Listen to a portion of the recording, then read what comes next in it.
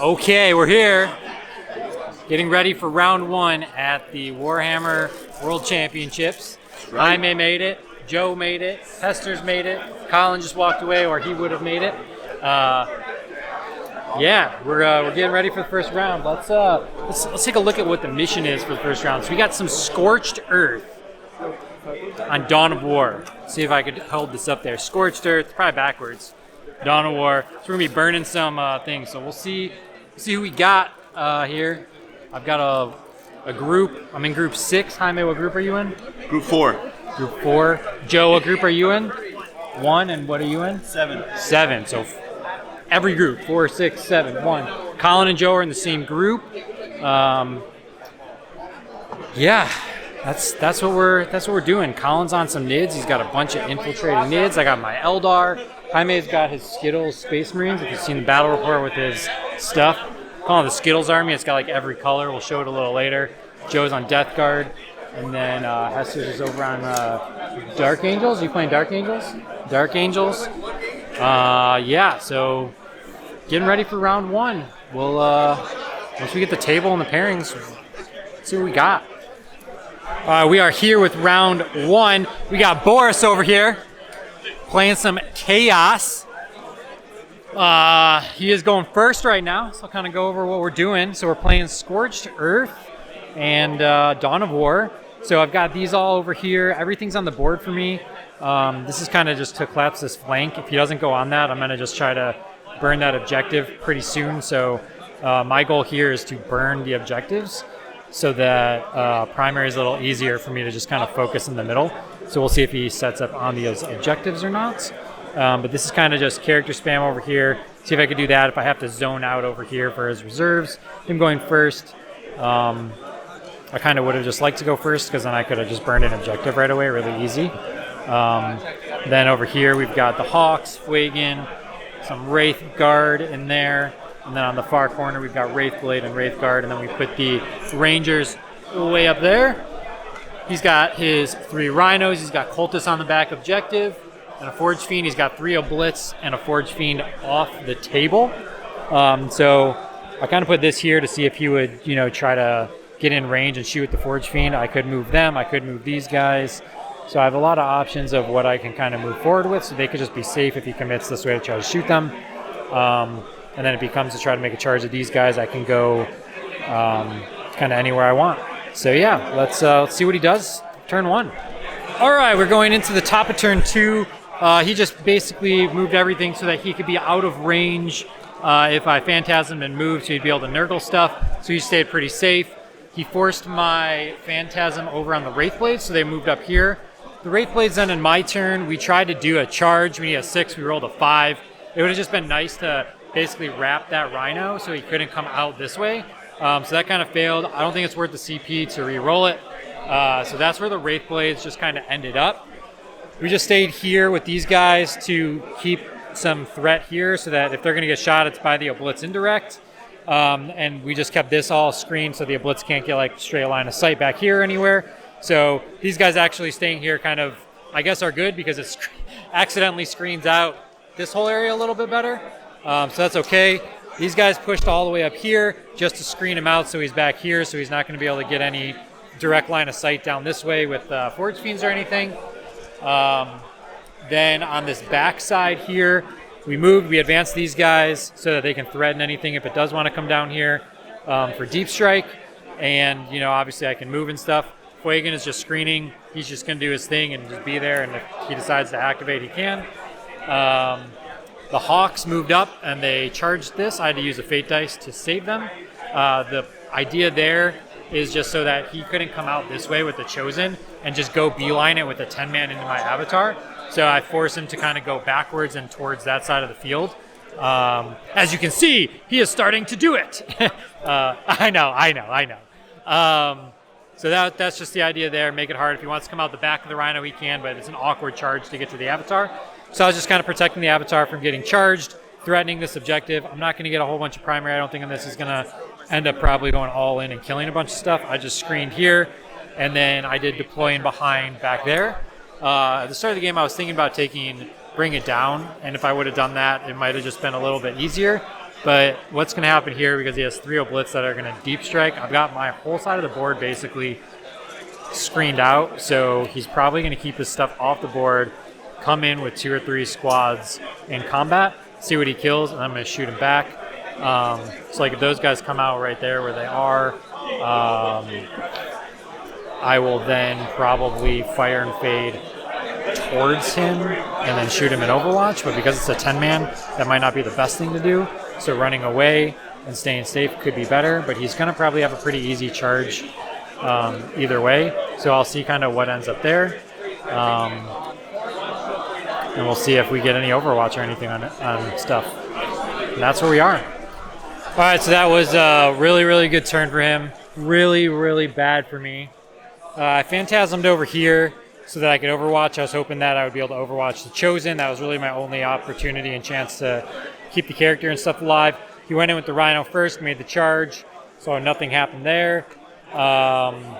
Then precisioned my character out, killed 4 guys in the character. So now regrowing over there. The 10 Chosen came in here, fully wiped the squad. The character himself killed 7 guys.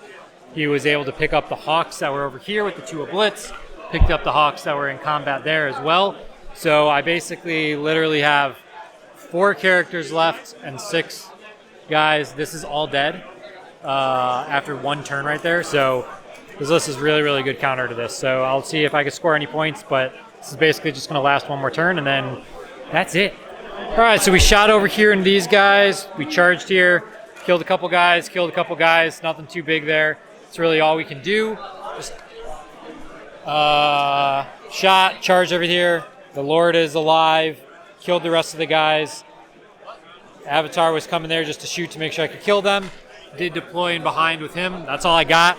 He's going to come in, nuke the Avatar. And yeah, we're not going to have too much. He's going to run away with this, so we'll see what he chooses to do. See if we can make it a little spicy. The hurt keeps on hurting. He fell back here. He opted to not shoot them. I phantasmed him so that if he did, I could have shot over here, and he wouldn't have got homers at least behind. What I really probably should have done is just gone 6 inches this way and then just got my other 7 points for a secondary. So we'll just shoot these guys and see if they do any damage. He came in here, shot the Avatar, did 4 damage to him, did 6 to himself, killed both characters here, and also killed the Autarch that was in his deployment zone. So I have the Avatar and 6 Wraithguard left. Not going to score much, but I'm going to just try to kill something now. So let's go kill. All right, we're going into bottom of 4 here. Yep, so he's burning this one right here. Basically just moved everything. He's still going to control 2. Cool. So he's still going to get his 10. He's going to start to burn stuff. I picked up 10 on primary there and here.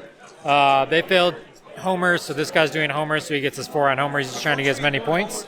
Right now it's 69-34, so I'm just going to kill a couple more things, and then that's about it. All right, so stepping through the last couple turns.